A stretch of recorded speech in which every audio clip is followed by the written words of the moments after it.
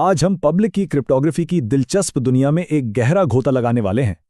ये वो अनदेखी टेक्नोलॉजी है जो हमारी रोजमर्रा की डिजिटल जिंदगी को महफूज बनाती है, ऑनलाइन शॉपिंग से लेकर प्राइवेट मैसेजेस तक। लेकिन ये काम कैसे करती है? इसके पीछे क्या जादू है? चलिए इस राज से पर्दा उठाते हैं। तो इस सफर में हम क्या क्या देखने वाले हैं? हम शुरुआत करेंगे असल मसले से, यानी डिजिटल दुनिया में ट्रस्ट या एतमाद कैसे कायम किया जाए। फिर हम कीज की दुनिया में जाएंगे और सिमेट्रिक और एसिमेट्रिक अप्रोचेस का फर्क समझेंगे। इसके बाद हम आरएसए और डिफी-हेलमन जैसे एल्गोरिदम्स के पीछे छुपी जबरदस्त फनकाई को देखेंगे। फिर हम सोचेंगे कि ये सब हमारी जिंदगी में कहाँ इस्तेमाल होता है।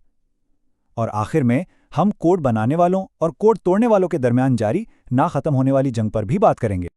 तो चलिए सबसे बुनियादी सवाल से शुरू करते हैं।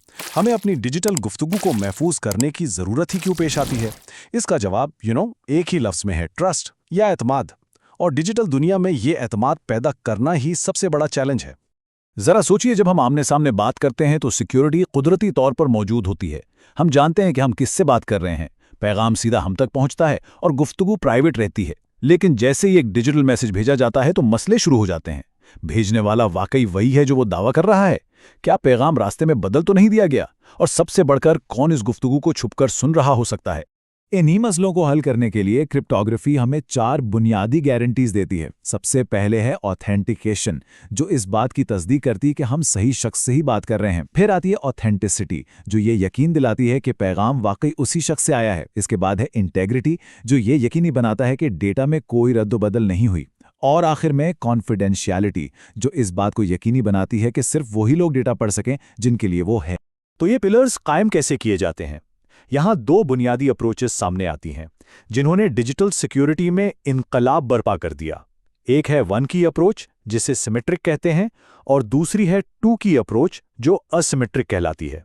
सिमेट्रिक इंक्रिप्शन में आसान लफ्जों में एक ही चाबी डेटा को लॉक और अनलॉक करने के लिए इस्तेमाल होती है। ये बहुत तेज और एफिशिएंट है, लेकिन इसका सबसे बुनियादी मसला यह है कि इस सीक्रेट चाबी को 2 लोगों के दरमियान महफूज तरीके से शेयर कैसे किया जाए। अगर ये चाबी रास्ते में किसी और के हाथ लग गई तो सारी सिक्योरिटी उसी लम्हे खत्म हो जाती है। और इसी प्रॉब्लम का क्या ही खूबसूरत हल है, एसिमेट्रिक क्रिप्टोग्राफी। इसे समझने के लिए लॉक बॉक्स की मिसाल बेहतरीन है। फर्ज करें एक दोस्त आपको एक खुला हुआ ताला या लॉक देता है। ये उसकी पब्लिक की है। आप अपना राज एक बॉक्स में डाल के उस ताले से लॉक कर देते हैं और उसे भेज देते हैं। अगर रास्ते में किसी को ये बॉक्स मिल भी जाए तो वो उसे खोल नहीं सकता। क्यों? क्योंकि इस ताले को खोलने वाली खास चाबी यानी प्राइवेट की सिर्फ और सिर्फ आपके दोस्त के पास है। यही एसिमेट्रिक क्रिप्टोग्राफी का जादू है, एक चाबी लॉक करने के लिए और एक बिल्कुल मुख्तलिफ चाबी अनलॉक करने के लिए। तो इस अजीम आइडिया को हकीकत का रूप किसने दिया? यहां एंट्री होती है सबसे मशहूर एल्गोरिथम की, RSA। इसकी असल खूबसूरती और इसका जीनियस इसके पीछे छुपी मैथमेटिक्स में है। एक ऐसा हिसाबी सवाल जो बनाना बहुत आसान है, लेकिन उसका जवाब निकालना तकरीबन नामुमकिन है। देखें, 2 प्राइम नंबर्स जैसे 113 और 127 को मल्टीप्लाई करना कितना आसान है। जवाब फौरन मिल गया, 14,351। लेकिन अब इस मसले को उल्टा कर दें। अगर किसी को सिर्फ 14,351 दिया जाए और पूछा जाए कि ये किन 2 प्राइम नंबर्स को मल्टीप्लाई करने से बना है, तो ये काम इंतहाई मुश्किल हो जाता है। और RSA बिल्कुल इसी बुनियादी उसूल पर काम करता है। और जब हम रियल वर्ल्ड RSA की बात करते हैं तो हम छोटे मोटे नंबर्स की नहीं, बल्कि 2 ऐसे प्राइम नंबर्स की बात कर रहे होते हैं जिनमें से हर एक 300 से ज्यादा डिजिट्स का होता है। इनका प्रोडक्ट 600 से ज्यादा डिजिट्स का एक पहाड़ जैसा नंबर बनाता है। और हकीकत यह है कि आज के दौर का कोई भी कंप्यूटर, चाहे वो कितना ही पावरफुल क्यों ना हो, इसे वापस उसके असल टुकड़ों में तोड़ नहीं सकता। यही चीज RSA को इतना जोरदार और महफूज बनाती है।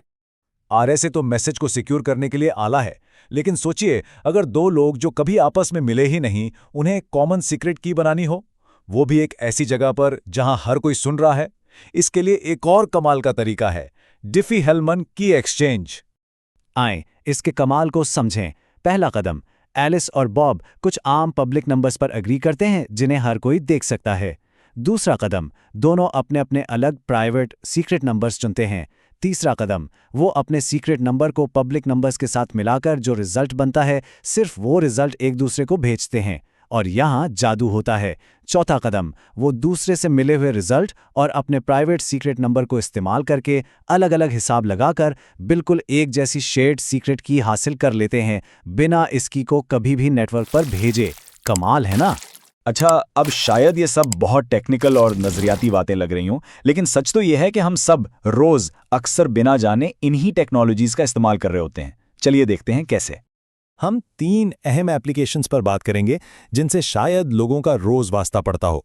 SSH जो रिमोट सर्वर कनेक्शंस को महफूज बनाता है, डिजिटल सिग्नेचर्स जो हमारी डिजिटल शनाख्त की तस्दीक करते हैं, और HTTPS जो हमारे महफूज इंटरनेट की बुनियाद है।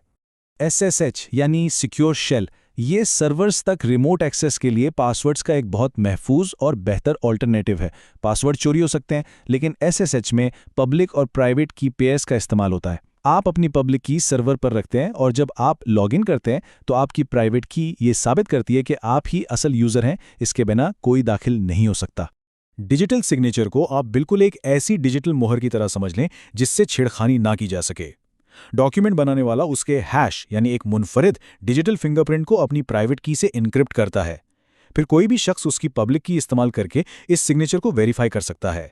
ये 2 चीज़ें साबित करता है कि डॉक्यूमेंट असली है और इसमें कोई तब्दीली नहीं हुई, और ये कि ये वाकई उसी शख्स ने भेजा है। और जब किसी वेबसाइट पर एड्रेस बार में वो ताले का निशान नजर आता है तो ये HTTPS है जो चेन ऑफ ट्रस्ट पर काम करता है। नंबर 1, ब्राउज़र कुछ बुनियादी काबिल एतमाद इदारों यानी सर्टिफिकेट अथॉरिटीज़ यानी CAs पर पहले से ट्रस्ट करता है। नंबर 2, ये CAs वेबसाइट्स की शनाख्त की तस्दीक करके उन्हें एक डिजिटल सर्टिफिकेट जारी करती हैं। नंबर 3, वेबसाइट ये सर्टिफिकेट ब्राउज़र को दिखाती है। और नंबर 4, ब्राउज़र इस सर्टिफिकेट को अपने ट्रस्टेड CAs से चेक करके तस्दीक करता है कि ये साइट जाली नहीं बल्कि असल है। लेकिन ये कहानी यहाँ खत्म नहीं होती। असल में डिजिटल सिक्योरिटी कोई आराम की चीज नहीं, बल्कि एक मुसलसल जंग का मैदान है, कोड्स बनाने वालों और उन्हें तोड़ने की कोशिश करने वालों के दरमियान। एक तरफ है क्रिप्टोग्राफी, वो साइंस जो कम्युनिकेशन को महफूज बनाती है, और इसके मुकाबिल दूसरी तरफ है क्रिप्टो एनालिसिस, वो साइंस जो इन्हीं सिक्योरिटी सिस्टम्स को तोड़ने के नए नए तरीके ढूंढती है। ये एक ऐसी रेस है जिसमें कोड मेकर्स हमेशा कोड ब्रेकर्स से एक कदम आगे रहने की कोशिश करते हैं, और कोड ब्रेकर्स हमेशा कोई ना कोई कमजोरी तलाश करते रहते हैं। और इससे एक बहुत अहम और सोचने पर मजबूर कर देने वाला सवाल जन्म लेता है।